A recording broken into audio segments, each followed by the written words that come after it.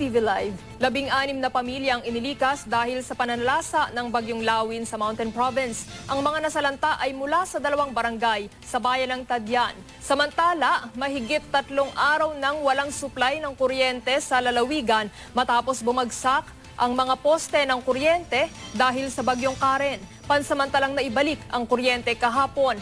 Pero wala pang 2 oras ay nawala ulit ito dahil naman sa Bagyong Lawin. Ayon sa Pag-asa, nakataas ngayon ang signal number 1 sa Mountain Province. Sa Baler, Aurora naman, pinalikas ang mga nakatira sa dalampasigan dahil sa lakas ng hampas ng mga alon.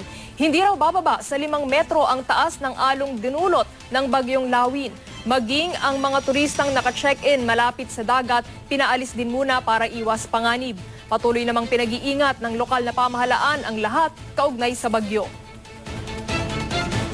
Walang humpay naman ang naging buhos ng ulang dala ng Bagyong Lawin sa Nueva Ecija. Kahapon pa raw nagsimula ang masamang panahon bago pa tumama ang bagyo. Sa Barangay Di Carma, hindi na raw nakatulog ang ilang residente dahil sa takot.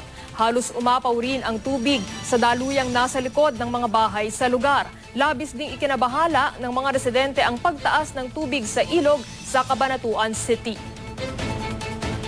At yan po ang may init na balita sa oras na ito. Tutok lang dito sa GMA News TV para oras-oras alam mo.